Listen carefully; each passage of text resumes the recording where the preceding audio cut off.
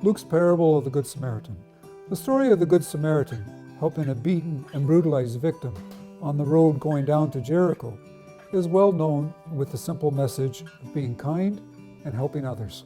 At the beginning of this story, Jesus is challenged by a lawyer as to who his neighbor is. As we reflect on the parable, ask yourself if Jesus actually answers the question. Now, who were these travelers on the road going down from Jerusalem to Jericho? There are the priest and the Levite. Both of these people take great strides to avoid doing anything for our poor victim. Perhaps both are so caught up in following the dictates of the Jewish law and customs that their hearts are too small, like Scrooge's.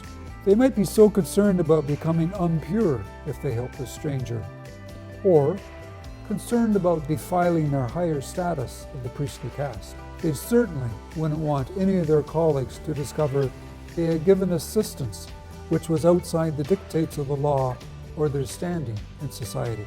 Some people are only capable of working within the known structure and don't stretch their limits or their boundaries. Consider the poor victim who was vandalized, beaten, stripped of clothing, and robbed of whatever he may have been lucky to possess. He is not even identified or given a name. Let's call him Robbie, for that's what happened to him. Is Robbie just an anonymous actor in this role? Was Robbie a humble person of the Jewish faith, returning from offering a sacrifice and prayers at the temple in Jerusalem? Was he a businessman returning to Samaria or the Decapolis to continue working and supporting his family? Was Robbie another Samaritan, taken advantage of by people who despise these heretics and outcasts of the temple practices in Jerusalem? One thing is for sure.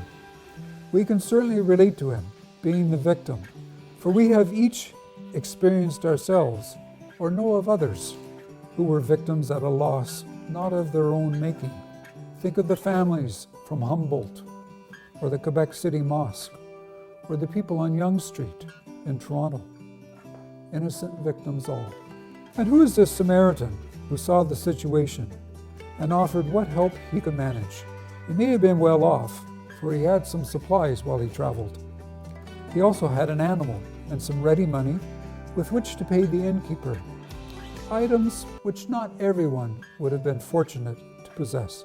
But he still takes the time and makes the effort to bend down and give first aid and comfort to Robbie, and not just leave him on the side of the road, but transports him to an inn where he would be warm, fed, and secure.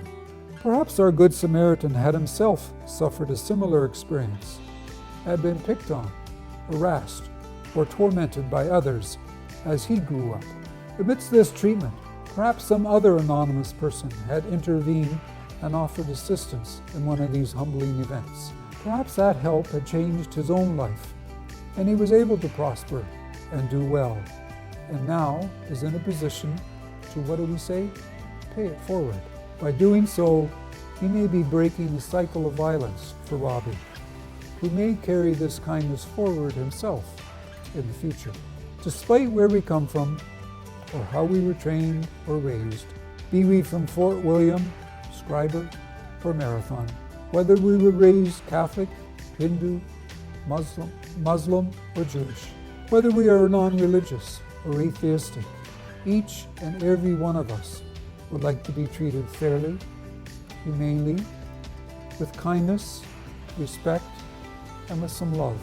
These are basic notions held in the heart of every single person. We would like others to be kind to us, so why can't we be kind to others in turn? Do unto others could never be so simple.